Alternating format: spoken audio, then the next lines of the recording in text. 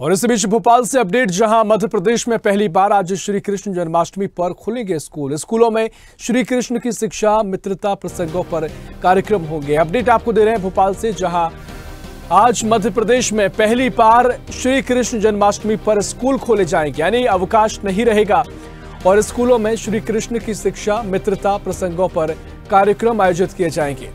प्रदेश में पहली बार जन्माष्टमी के मौके पर स्कूलों में छुट्टी नहीं दी गई है। सरकारी और प्राइवेट स्कूलों के लिए सरकार के आदेश जारी किए गए हैं। आज स्कूल खोलने का डॉक्टर मोहन यादव सरकार का बड़ा फैसला, और साथ ही स्कूल में जन्माष्टमी को लेकर विशेष कार्यक्रम आयोजित किए जाएंगे। बच्चों को मित्रता और तमाम श्री कृष्ण से जुड़े पहलुओं को लेकर शिक्षा दी जाएगी। और इसी खबर पर और भी जानकारी लेंगे। भोपाल से अनिरुद्ध सोनोने हमारे साथ लाइव जुड़ गए हैं।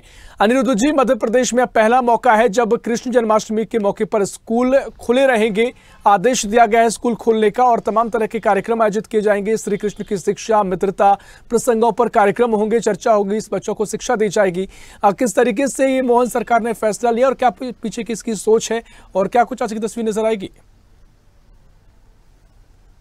देखिए, मध्य प्रदेश के इतिहास में संभवतः यह पहला मौका है जब कृष्ण जन्माष्टमी यानी जन्माष्टमी को सरकारी और प्राइवेट स्कूलों में छुट्टी घोषित नहीं की गई है और सरकार ने बाकायदा इसके लिए आदेश जारी किए हैं। आदेश में स्पष्ट कहा गया है कि सरकारी स्कूलों में, कॉलेजेस में, यूनिवर्सिटीज़ में, शैक्षणिक संस्थाओं में, प्राइवेट स्कूल्स में कृष्ण जन्माष्टमी मनाई जाए। हालांकि आज स्कूलों में ज़्यादा शैक्षणिक कार्य नहीं होगा, लेकिन कृष्ण जन्माष्टमी भव्य रूप से मनाई जाएगी। इसकी तैयारियां भी शुरू कर दी है। और जहां तक भोपाल की बात करें, यह आदेश पूरे मध्य प्रदेश के लिए लागू है, लेकिन जहां तक भोपाल की बात करें तो भोपाल में सरकार ने डीओ ऑफिस से एक आदेश जारी किया गया है, जिला शिक्षा अधिकारी कार्यालय से। उसमें 15 स्कूलों को लिया गया है जो विशेष स्कूल रहेंगे, जिनमें जन्माष्टमी के प्रोग्राम बड़े भव्य रूप से होंगे। इनमें कुछ सीएम राइज स्कूल है, कुछ उत्कृष्ट स्कूल है, कुछ मॉडल स्कूल है और अन्य कुछ सरकारी सामान्य स्कूल भी शामिल है। तो 15 ऐसे स्कूल चिन्हित किए गए हैं। भोपाल में लगभग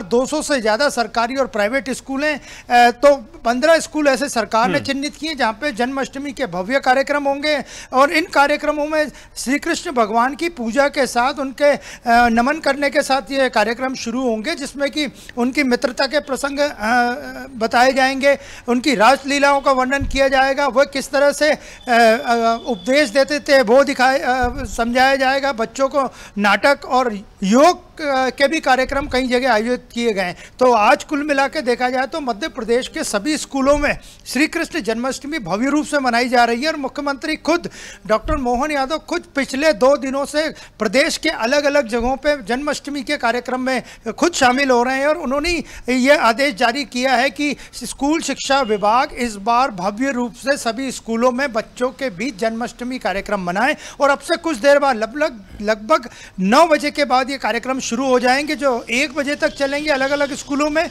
और सरकार का दावा है कि इससे न केवल वह अपना धार्मिक एजेंडा बढ़ा रही है, बल्कि बच्चों को शिक्षा भी दे रही है कि किस तरह कृष्ण के जीवन को, उनके उपदेशों को, उनकी मित्रता को आत्मसात किया जाए।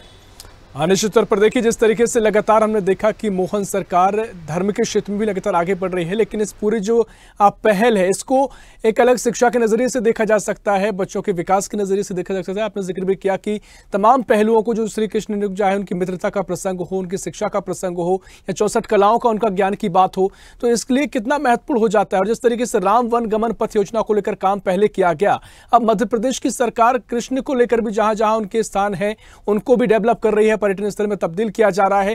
तो क्या इसको भी एक नए सकारात्मक पहल के तौर पर देखा जा सकता है?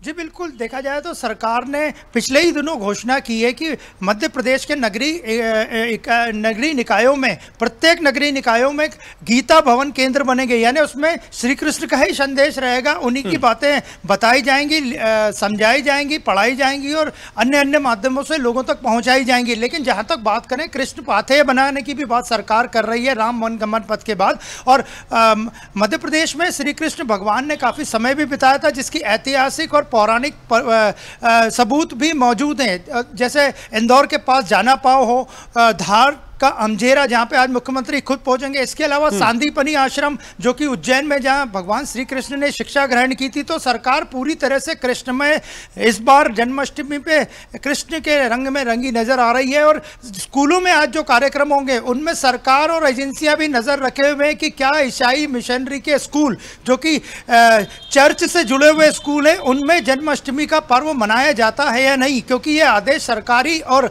निजी यानी प्राइवेट दोनों स्कूलों के लिए हैं। और सरकार पूरी तरह से नजर रखी हुई है कि ईसाई मिशनरी के स्कूल या जो चर्च के द्वारा संचालित होने वाले स्कूलों में कृष्ण जन्माष्टमी का पर्व मनाया जाता है या नहीं। लेकिन सरकारी स्कूलों में बड़े दिनों से इसमें तैयारी चल रही है और आज थोड़ी देर बाद भव्य रूप से जन्माष्टमी का पर्व स्कूली बच्चों मनाएंगे। इसमें शिक्षकों को भी आना जरूरी किया गया है, आज स्कूल में प्रिंसिपल्स को भी आना जरूरी किया गया है और बच्चे तो आएंगे ही आएंगे। तो आज मध्य प्रदेश में पहली बार जन्माष्टमी पे अवकाश को निरस्त किया गया है और बच्चे अपने शिक्षकों के साथ, प्रिंसिपल के साथ भव्य रूप से जन्माष्टमी का पर्व मनाएंगे। निश्चित तौर पर देखिए, महत्वपूर्ण पहल सरकार ने की। एक महत्वपूर्ण सवाल मेरे जहन में आया कि सामान्य तौर पर देखा जाता है कि बच्चों को अपने जो अवकाश होते हैं बड़े प्रिय होते हैं और अवकाश को यहाँ पर इस दिन उनको स्कूल बुलाया जा रहा है, लेकिन महत्वपूर्ण कार्यक्रम आयोजित किए जा रहे हैं। तो बच्चों में कितना उत्साह देखने को मिल रहा है, क्या कुछ तस्वीर आगे आज नजर आएगी?